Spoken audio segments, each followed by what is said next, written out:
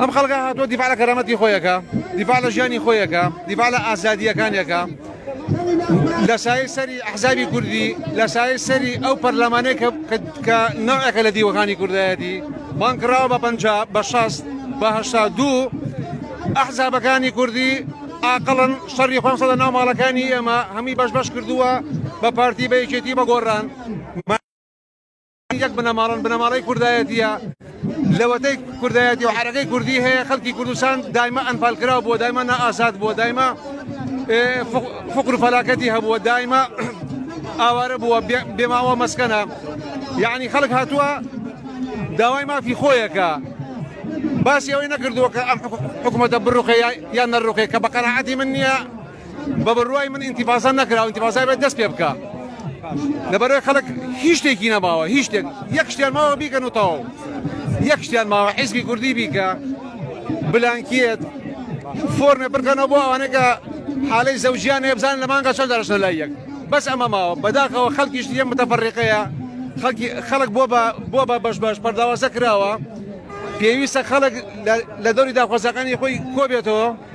فشاری گەورە ئیجتیماعی زۆر گەورە دروستکە فی سەبیلی ئەوەی کە کەرامەتی بگێڕێتەوە بۆ دەستی خۆی نە کەرامەتی ماوە نە حیسێتی ماوە نە ئازادی ماوە هیچ شتێکی نەماوە ئەوە بۆ ئەوە لەسەر جادە لەسەر چی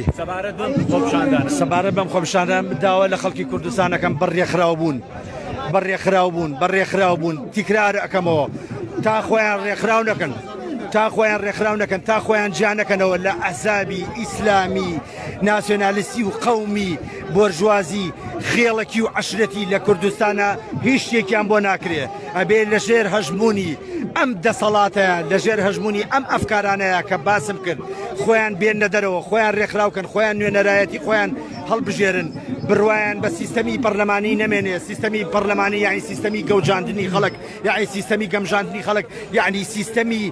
مزایەدەکردن بە مافەکانی ئەمانەوە کاتێکە خۆپیشاندانەکەن لەسەر مێزەکانی گفتوگۆیە لەگەڵ دەسەڵاتە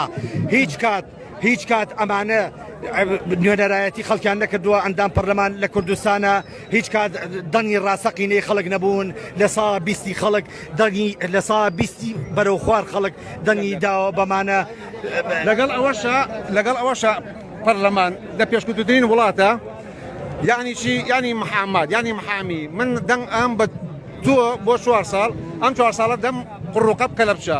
بە کوردیەکەی سیاسەتی پەرلەمانی سیاسەتێکە لە زمانی سیستەمی سەرمایەداریە بۆچی بۆ دەخالەت نەهێشتنی خەڵک لە دیاریکردنی چارەنووسی واقعی خۆیە کە دەخیل بێت لە سیاسەتە دەخیل بێت لە ئیقتصادە دەخیل بێت لە ژیانی خۆی دەخیل بێت لە هەموو شتێک بەم معنە پەرلەمان من لە ئەوروپا ژیاوم فعلا کە لە بچەکردنی ئینسانە لە دەخەلەتکردنی خۆی ئەمە لەوێ بە قانون لێرەش بە نێرەکەری ئەندام پەرلەمان جاکە لەوێ ئەسەن ئەرز و ئاسمانە لێرە ئەندام پەرلەمانە 6,400 وەرەگرێت 6,400 وەرەگرێت بەڵام 6 قساعەکات بۆچی بۆ تەخدیرکردن بۆ چاوەشەکردنی خەڵک بەم معنە کە من نوێنەری تۆم بەڵام ئەندام پەرلەمانەکانیان شێخە گەورە بچووەکانی کوردایەتی کاملی لێپرساوەکانی حرەکەی کوردی لە 1000 ساڵ لەمەوە پێشەوە هەتاکو ئێستا ئیشیان کردووە لەسەر گەوجاندنی خەڵک لەسەر بێعقلیکردنی خەڵک لەسەر دەسەمەوەکردنی خەڵک پەرلەمان نەکرد نەگە نوێنەری خۆی نیە یەکێکە لە زنجیرە بە قووەتە ئەڵقەگرێوەکان بۆ چاوەشەکردنی خەڵک بۆ نەهێشتنی دەخالەتی خەڵک لە ژیان و چارەنووسی خۆیە دەستیان بەستووە دەمی خەڵیان کەرەپشە کردووە کە گوایە من نوێنەری تۆم بەڵام فعلەن ئەوان نوێنەری حەزابی کوردین نوێنەری گیرفانن نوێنەری ئەوەن کە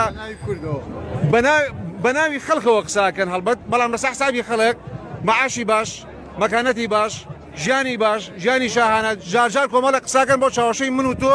ئەها ئێمە دژی پارتین ئەها ئێمە دژی یەکێتین مانعیلم یەکێکن لە پینە دۆزەکان پینەچەکانی ئەحزابی کوردی دەسەڵاتی کوردی داواکاری منەوەیە بۆ خەڵکی کوردستان